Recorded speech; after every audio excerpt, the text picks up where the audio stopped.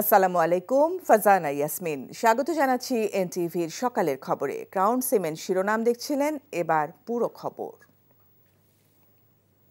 সন্ত্রাসী কার্যক্রমে জড়িত রয়েছে এমন ব্যক্তি বা সংগঠন এবং তাদের কর্মকাণ্ড নিষিদ্ধ করার বিধান যুক্ত করে সন্ত্রাস বিরোধী অধ্যাদেশ 2025 জারি করেছে অন্তর্বর্তী সরকার। কোনো সত্তার কার্যক্রম নিষিদ্ধের বিধানও রাখা হয়েছে। রোববার রাষ্ট্রীয় অতিথি ভবন যমুনায় উপদেষ্টা পরিষদের বৈঠকে এর খসড়া নীতিগত ও চূড়ান্ত অনুমোদনের পর রাতেই অধ্যাদেশ জারি করা হয়। হাসান মাহমুদের রিপোর্ট। ছাত্র জনতার টানা আন্দোলনের প্রেক্ষিতে সবশেষ আওয়ামী লীগের কার্যক্রম নিষিদ্ধ ঘোষণা করেছে সরকার। এবার সংশোধিত হতে যাচ্ছে আইনও। 2009 সালে সন্ত্রাসী কার্যক্রম প্রতিরোধ এবং ব্যক্তির শাস্তির বিধান কার্যকরে প্রণয়ন করা হয় সন্ত্রাস বিরোধী আইন। আইনটির 18 অনুচ্ছেদ অনুযায়ী আওয়ামী লীগ সরকার গেল বছর নিষিদ্ধ করে জামাতে ইসলামী ও ইসলামী ছাত্র শিবিরকে। ছাত্র জনতার গণ অভ্যুত্থান পরবর্তীতে যা প্রত্যাহার করে অন্তর্বর্তী সরকার। এই আইনেই পরবর্তীতে নিষিদ্ধ করা হয় ছাত্রলীগকেও। বিদ্যমান এই আইনে কোনো সত্তার কার্যক্রম নিষিদ্ধের বিধান না থাকায় এতে সংশোধনী আনছে অন্তর্বর্তী সরকার। প্রধান উপদেষ্টার বাসভবন যমুনায় ডক্টর মোহাম্মদ ইউনূসের সভাপতিত্বে অনুষ্ঠিত উপদেষ্টা পরিষদের সভায় এ সংক্রান্ত সংশোধনীর অধ্যাদেশের চূড়ান্ত অনুমোদন দেওয়া হয়। টেরোরিজম অ্যাক্টে যেটা ছিল যে আগে একটা সত্তা মানে একটা এন্টিটিকে ব্যান করা যেত, এখন যেটা হয়েছে যে এটার ফলে সত্তার যে কার্যক্রমটা এটা ব্যান করা যায়। সংশোধনীতে সত্তার কার্যক্রম নিষিদ্ধ ও অনলাইন এবং সামাজিক যোগাযোগ মাধ্যমে প্রচার নিষিদ্ধেরও বিধান অন্তর্ভুক্ত করা হয়েছে। তার যে সামাজিক এবং ইয়েতে অন্যান্য মাধ্যমে সেই যে প্রচারণা করবে সেটার ক্ষেত্রেও একটা নিষেধাজ্ঞা দেওয়ার প্রভিশন রাখা হয়েছে। আমরা আশা করছি আগামীকাল এই পরিপত্রটি জারি। এদিকে রাজনৈতিক দল তার অঙ্গ সংগঠন বা সমর্থক গোষ্ঠীর বিরুদ্ধে শাস্তিমূলক ব্যবস্থা গ্রহণের ক্ষমতা দিয়ে আন্তর্জাতিক অপরাধ আইন 1973 সংশোধন করে গেজেট প্রকাশ করেছে সরকার। Hasan Mahmud, NTV news, Dhaka. বিলম্বে হলেও অন্তর্বর্তী সরকার আওয়ামী লীগ ও তার সঙ্গে যুক্ত সব সংগঠনের কার্যক্রম বন্ধের সিদ্ধান্ত নেওয়ায় বিএনপি আনন্দিত বলে জানিয়েছেন দলটির মহাসচিব মির্জা ফখরুল ইসলাম আলমগীর। আর আওয়ামী লীগের দলীয় কার্যক্রম নিষিদ্ধ প্রসঙ্গে বিএনপির স্থায়ী কমিটির সদস্য ডক্টর আব্দুল মঈন খান বলেছেন, বিষয়টি মীমাংসা হয়েছে, জনগণ যা চেয়েছে তার প্রতিফলন ঘটেছে। রিপোর্ট ফাহাদ মোহাম্মদের। গণমাধ্যমে পাঠানো এক বিবৃতিতে বিএনপি মহাসচিব মির্জা ফখরুল ইসলাম আলমগীর বলেন, গত 10 ফেব্রুয়ারি এবং 16 এপ্রিল প্রধান উপদেষ্টার সঙ্গে সাক্ষাৎকালে তার হাতে দেওয়া পত্রে গণহত্যা ও মানবতা বিরোধী অপরাধের দায়ে আওয়ামী লীগকে রাজনৈতিক দল হিসেবে বিচারিক প্রক্রিয়ায় নিয়ে আসার দাবি জানিয়েছিল বিএনপি। বিবৃতিতে ফখরুল বলেন, বিএনপির দাবি মেনে আগেই এই সিদ্ধান্ত নেওয়া হলে চাপের মুখে ব্যবস্থা নেওয়ার মতো বিব্রতকর অবস্থায় সরকারকে পড়তে হতো না। আওয়ামী লীগের দলীয় কার্যক্রম নিষিদ্ধ প্রসঙ্গে বিএনপি স্থায়ী কমিটির সদস্য ডক্টর আব্দুল মঈন খান বলেন, এই বিষয়ে মীমাংসা হয়ে গেছে, জনগণ যা চেয়েছে তারই প্রতিফলন ঘটেছে। রাজধানীর একটি হোটেলে চীনের প্রেসিডেন্ট শি জিনপিংয়ের লেখা দেশ প্রশাসন শীর্ষক বই নিয়ে পাঠক সভা শেষে সাংবাদিকদের এক প্রশ্নের জবাবে তিনি আরও বলেন, এই মুহূর্তে দেশের রাজনীতির সবচেয়ে বড় চ্যালেঞ্জ দেশে সুষ্ঠু নির্বাচন অনুষ্ঠান। জনগণের যে ইচ্ছা তার প্রতিফলন ঘটাতে হবে। আজকের চ্যালেঞ্জ কিন্তু আওয়ামী লীগ বাংলাদেশের রাজনীতিতে থাকলো কি থাকলো না সেটা নয়।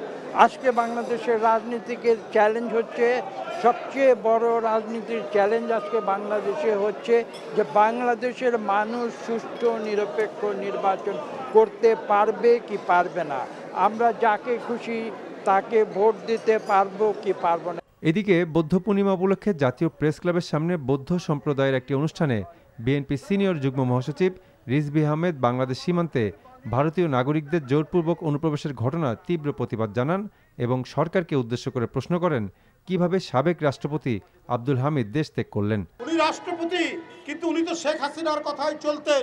অতএব শেখ হাসিনার যা মাইন্ডসেট, যা মানসিকতা, উনারও তাই মানসিকতা, দুইজনের মধ্যে তো পার্থক্য হবে না। তাহলে সেই ব্যক্তি চলে গেলেন, তার তো লাল পাসপোর্ট আছে, এটা কি সরকার জানতো না? তার লাল পাসপোর্ট বাতিল করা হয়নি, এটা তো সরকার জানে। এটা কি এনএসআই ডিজিএফআই জানে না? তাহলে কি করে যেতে পারলো। বিভিন্ন মহল থেকে দ্রুত জাতীয় নির্বাচনের দাবি উঠলেও সরকার এ বিষয়ে অজানা কারণে নিশ্চুপ বলেও মন্তব্য করেন রিজভী আহমেদ। Fahad Mohammad, NTV news, Dhaka. আওয়ামী লীগের রাজনীতি নিষিদ্ধের বিষয়ে সরকারের গেজেট প্রকাশের পর দলটির নিবন্ধন বাতিল নিয়ে সিদ্ধান্ত নেওয়া হবে বলে জানিয়েছেন প্রধান নির্বাচন কমিশনার এএমএম নাসির উদ্দিন। বলেন, গেজেট প্রকাশের পরে কমিশনের বাকি সদস্যের সঙ্গে আলোচনা করে সিদ্ধান্ত নেওয়া হবে। সরকারের সিদ্ধান্ত যখন আমরা অফিসিয়ালি পাবো, গেজেট হোক বা সার্কুলার হোক, যেভাবে একটা পাবো, তো ওটা পাওয়ার পরে আমরা কালকে বসে, আমি তো একবারে কোনো সিদ্ধান্ত নিই না, আমরা বসে কালকে একটা সিদ্ধান্ত নিব। পত্রিকা বা টেলিভিশনের রিপোর্টের ভিত্তিতে তো আর আমরা সিদ্ধান্ত নিতে পারি না, বুঝছেন না। কালকে যদি হয়ে যায় তাহলে কালকে আমরা বসে সিদ্ধান্ত নেব। নতুন করে সংবিধান লেখার বদলে প্রয়োজনীয় সংশোধনীর পক্ষে বিএনপি, যদিও এনসিপি বলছে নতুন সংবিধান না হলে নতুন বাংলাদেশ গড়াও হবে না। আর জামায়াত চায় সবার আগে ব্যক্তি এবং দলের মধ্যে সংস্কার। এ প্রসঙ্গে আইন উপদেষ্টা বলেছেন, নতুন সংবিধান প্রণয়ন সময় সাপেক্ষ, সব সমাধান সংবিধানে না খুঁজে প্রয়োজনীয় আইনের সংশোধনী করা যেতে পারে।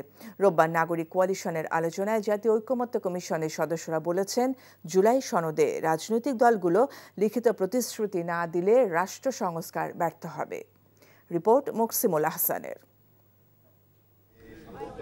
২৪-এর গণ অভ্যুত্থানের মধ্য দিয়ে সৃষ্ট জন আকাঙ্ক্ষার প্রেক্ষিতে রাষ্ট্রের গণতান্ত্রিক কাঠামো সংস্কারের লক্ষ্যে গঠিত নতুন প্ল্যাটফর্ম নাগরিক কোয়ালিশন।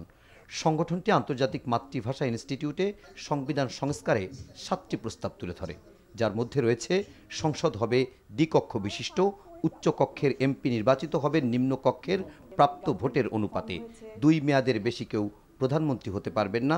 এছাড়া সাংবিধানিক নিয়োগ, তত্ত্বাবধায়ক সরকার ব্যবস্থা, জুলাই সনদের কথা উল্লেখ করা হয়েছে প্রস্তাবে। আলোচনায় অংশ নিয়ে জাতীয় ঐকমত্য কমিশনের সদস্যরা বলেন, সংস্কারের উদ্যোগকে কার্যকর করতে হলে প্রয়োজন রাজনৈতিক ঐক্যমত। জুলাই সনদগুলি, জাতীয় সনদগুলি যেভাবেই করি, সবচেয়ে বড় হচ্ছে রাজনৈতিক দলগুলোর কমিটমেন্ট থাকতে হবে। কিন্তু নন বাইন্ডিং জাতীয় সনদ শেষ পর্যন্ত জনগণের আস্থা অর্জন করবে না। আমলাতন্ত্রের ওনারশিপ ছাড়া কোনো অবস্থায় সম্ভব না। আমলাতন্ত্রের মধ্যে থেকেই সবচেয়ে বড় রেজিস্ট্যান্স আসবে এগেইনস্ট রিফর্ম। এগুলো মৌলিক সংস্কারের জন্য অত্যন্ত গুরুত্বপূর্ণ, যাতে আবার স্বৈরাচারের আবির্ভাব না ঘটে। তাই জনগণের মতামত ব্যক্ত করা, জনগণকে সোচ্চার হওয়া, জনগণের দাবি তোলা আজকে গুরুত্বপূর্ণ। সংবিধান সংশোধন নাকি পুনর্লিখন, কোন পথে সমাধান, এ নিয়ে কথা বলেন আইন উপদেষ্টা। নতুন সংবিধান প্রণয়ন হতে বহুদিন লাগতে পারে। এখন এই জন্য আমি ৭২ সংবিধান কন্টিনিউ করব। নতুন সংবিধান প্রণীত না হওয়া পর্যন্ত এই ২-৩ বছরের জন্য তারা যখন জাতীয় সংসদ হিসাবে কাজ করবে, তখন তারা সংসদের কিছু ফান্ডামেন্টাল অ্যামেন্ডমেন্ট আনবে। তবে সংবিধান সংস্কার ইস্যুতে রাজনৈতিক দলগুলোর অবস্থান ভিন্ন ভিন্ন। এখন রিরাইটিং নয়, নতুন প্রণয়ন নয়, সংবিধান সংশোধনের মাধ্যমে একই কাজটা করা যায়। যদি এটা ন্যাশনাল কনসেনসাস সৃষ্টি হয়, সেটাই তো আপনারা নতুন সংবিধান আনবেন এবং সেই জিনিসটাই রিরাইটিং করবেন। সেই একই জিনিসটা সংশোধনের মাধ্যমে আসলে অসুবিধা তো নেই। আমরা যদি নতুন সংবিধান তৈরি করতে না পারি, তাহলে আসলে এটাকে আর নতুন বাংলাদেশ বলার প্রয়োজন নেই। কারণ আমরা পুরনো বন্দোবস্তে, পুরনো সংবিধানে আস্থা রাখতেছি। আমরা বলতেছি যে সংবিধান রোগাক্রান্ত হয়ে গেছে, কিন্তু সেই রোগাক্রান্ত রোগীকে আমাকে আরো ইনজেকশন দিয়ে দিয়ে বাঁচিয়ে রাখতে হবে। কিন্তু আমাদের সামনে সুযোগ আছে যে এটাকে নতুন করে তৈরি করার। আর একই সাথে সংস্কারের ঐক্যমতে আসলে আমরা কিন্তু নির্বাচনের জন্য আর কারো কোনো আপত্তি থাকার কথা না। জামাত ইসলামের পক্ষ থেকে আমরা প্রপোর্শনেট রিপ্রেজেন্টেশনের পিআর এর কথা বলেছি। রাজনৈতিক দলের ইনহেরেন্ট সংস্কারটা খুব বেশি দরকার। ভোটের জন্য তো পাগল না হয়, ভোটটা কিভাবে সুষ্ঠু হইতে পারে, নিরপেক্ষ হইতে পারে, এই জায়গায় রাজনৈতিক দলকে, সুশীল সমাজকে সবাইকে এগিয়ে আসতে হবে। প্রধানমন্ত্রীর মেয়াদকাল নিয়ে আলোচনায় ভিন্ন মত থাকলেও প্রধানমন্ত্রীর ক্ষমতা কমানোর পক্ষে প্রায় সবাই। সেই সাথে আওয়ামী লীগের বিচারের উদ্যোগ নেওয়ায় অন্তর্বর্তী সরকারকে ধন্যবাদ জানায় বিএনপি সহ প্রায় সব দল। তবে ভবিষ্যতে এ ধরনের দাবি আদায়ের ক্ষেত্রে রাজপথের পরিবর্তে আলোচনার তাগিদ দেন কেউ কেউ। Muksimul Ahsan, NTV news, Dhaka. সাবেক রাষ্ট্রপতি আব্দুল হামিদ বিমানবন্দর দিয়ে কিভাবে বিদেশে গেলেন এবং এক্ষেত্রে কারো কোনো গাফিলতি রয়েছে কিনা তা তদন্তের জন্য 3 জন উপদেষ্টার সমন্বয়ে উচ্চ পর্যায়ের কমিটি গঠন করেছে সরকার। রোববার শিক্ষা উপদেষ্টা অধ্যাপক CR আবরারকে সভাপতি করে এই কমিটি গঠন করা হয়েছে। কমিটির অন্য সদস্যরা হলেন পরিবেশ উপদেষ্টা সৈয়দা রিজওয়ানা হাসান এবং নৌ পরিবহন এবং শ্রম ও কর্মসংস্থান মন্ত্রণালয়ের উপদেষ্টা অবসরপ্রাপ্ত brigadier general doctor M Shakhawat Hossain. কমিটিকে আগামী 15 দিনের মধ্যে তদন্তের রিপোর্ট জমা দিতে বলা হয়েছে। তদন্তের স্বার্থে এই কমিটি প্রয়োজনীয় সব দলিলপত্র, যন্ত্রপাতি, সাক্ষ্য প্রমাণ চাইতে পারবে এবং সংশ্লিষ্ট ব্যক্তিদের সাক্ষাৎ গ্রহণ করতে পারবে। প্রায় 9 বছর পর 5ম সমাবর্তন অনুষ্ঠিত হতে যাচ্ছে চট্টগ্রাম বিশ্ববিদ্যালয়ে। একদিন বাদে আগামী 14 মে স্মরণকালে বৃহত্তম সমাবর্তন আয়োজন উপলক্ষে বর্ণিল সাজে সেজেছে বিশ্ববিদ্যালয় ক্যাম্পাস। গ্র্যাজুয়েটদের উদ্দেশ্যে এবার সমাবর্তন বক্তব্য দেবেন বিশ্ববিদ্যালয়ের সাবেক শিক্ষক ও অন্তর্বর্তী সরকারের প্রধান উপদেষ্টা ডক্টর মোহাম্মদ ইউনুস। এনামুল হকের ক্যামেরায় চট্টগ্রাম থেকে শামসুল হক হায়দরির পাঠানো রিপোর্ট।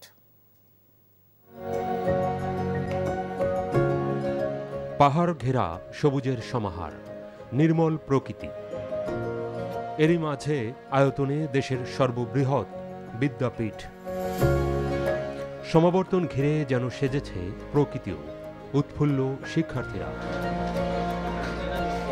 অনেক বছর পর এটা হচ্ছে, so it's a great privilege to be a part of CU. এক্স বাইরা আসবে, আপুরা আসবে, তারা হচ্ছে বিভিন্ন জায়গায় বর্তমানে কর্মরত আছে, অনেকে অনেক জায়গায় চেষ্টা করছে, তাদের সাথে দেখা হবে, আড্ডা হবে, অনেক স্মৃতি আমাদের জমা হবে আর কি। প্রধান উপদেষ্টা ডক্টর ইউনুস সাহেব আসবেন, তাই আমরা খুবই আগ্রহের সাথে এই দিনটার জন্য অপেক্ষা করছি। কেন্দ্রীয় খেলার মাঠে সমাবর্তন উপলক্ষে 1.5 লাখ বর্গফুট জুড়ে নির্মিত হয়েছে প্যান্ডেল। বিশিষ্ট অতিথি ছাড়াও অংশ নেবেন 22,500-এর বেশি সমাবর্তী। এতে প্রধান অতিথি থাকবেন প্রধান উপদেষ্টা ডক্টর মোহাম্মদ ইউনুস। তার উপস্থিতিকে বিশেষ তাৎপর্যের সাথে দেখছেন আয়োজকরা। প্রফেসর ডক্টর মোহাম্মদ ইউনুস, যিনি বিশ্বের বড় বড় বিশ্ববিদ্যালয়ে কনভোকেশন স্পিকার হিসেবে বক্তৃতা করেছেন, কিন্তু বাংলাদেশের কোনো বিশ্ববিদ্যালয়ে তাকে ডাকতে সাহস করেনি। আমরাই প্রথম আমার 2 উপাচার্য যে সিন্ডিকেট মেম্বারদেরকে নিয়ে যমুনায় তার কাছে আমরা গিয়েছি এবং প্রস্তাব রেখেছি যে আপনি আপনার ইউনিভার্সিটিতে আমরা সম্মানের সাথে আপনাকে ক্যাম্পাসে নিয়ে যাব এবং সেখানে আপনি সমাবর্তন বক্তৃতা দেবেন। 5ম সমাবর্তনকে উৎসবমুখর করতে সংশ্লিষ্টরা কাজ করছেন দিনরাত। চট্টগ্রাম শহর থেকে 25 কিলোমিটার দূরে ক্যাম্পাসে যাতায়াতের জন্য বাড়তি শাটল ট্রেন, যানবাহনের ব্যবস্থা ছাড়াও অবকাঠামোগত উন্নয়ন প্রায় সম্পন্ন। শিক্ষক শিক্ষার্থী সহ লক্ষাধিক মানুষের সমাগমের আশা সমাবর্তনে। স্বেচ্ছাসেবকের পাশাপাশি নিরাপত্তা নিশ্চিত করতে কাজ করছে আইনশৃঙ্খলা বাহিনী। এর আগে চট্টগ্রাম বিশ্ববিদ্যালয়ের 4র্থ সমাবর্তন অনুষ্ঠিত হয়েছিল 2016 সালে। NTV news desk. আওয়ামী লীগকে চিরতরে নিষিদ্ধ জুলাই ঘোষণাপত্র এবং আহতদের সুচিকিৎসা প্রদানের দাবিতে রোববার দিনভর শাহবাগ মোড় অবরোধ করেন জুলাই গণ অভ্যুত্থানের আহতরা। শাহবাগ মোড়ে মঞ্চ তৈরি করে বিভিন্ন স্লোগান দেন তারা। মোড়ের চারপাশে ব্যারিকেড দিয়ে বন্ধ করা হয় যান চলাচল। সন্ধ্যায় আন্দোলনকারীদের দাবি দ্রুত মেনে নেওয়া হবে বলে আশ্বাস দেন জাতীয় নাগরিক পার্টি দক্ষিণাঞ্চলের মুখ্য সংগঠক হাসনাত আবদুল্লাহ। এতে আন্দোলনকারীদের একটি অংশ অবরোধ প্রত্যাহার করে শাহবাগ ছেড়ে যান। অন্য একটি অংশ দাবি না মানা পর্যন্ত শাহবাগে অবস্থান কর্মসূচি চালিয়ে যাওয়ার ঘোষণা দেয়। পরে পুলিশ মোড়ের চারপাশে ব্যারিকেড সরিয়ে নিলে যান চলাচল স্বাভাবিক হয়। সরকার আগামীকাল প্রজ্ঞাপন দেওয়ার কথা বলেছে। আগামীকাল প্রজ্ঞাপন দেওয়া পর্যন্ত আমরা আমাদের জায়গা থেকে সিদ্ধান্ত নিয়েছি। প্রজ্ঞাপন দেওয়ার পরে আমরা আমাদের কর্মসূচি দেব। 1 নম্বর বিষয়। 2 নম্বর বিষয়, 30 কর্মদিবসের মধ্যে সরকার বলেছে জুলাই ঘোষণাপত্র দিবে। যদি না দেয় তারপরে আমরা আমাদের জায়গা থেকে সিদ্ধান্ত দেব। এই ছিল সকালের খবরে। এই খবরের ভিডিও সহ আপডেট জানতে ভিজিট করুন NTV অনলাইন www.ntvbd.com। এছাড়াও NTVর জনপ্রিয় সব অনুষ্ঠান ও খবরের আপডেট জানতে ভিজিট করুন আমাদের ইউটিউব ও ভেরিফাইড ফেসবুক পেজ। এতক্ষণ সাথে থাকার জন্য ধন্যবাদ সবাইকে।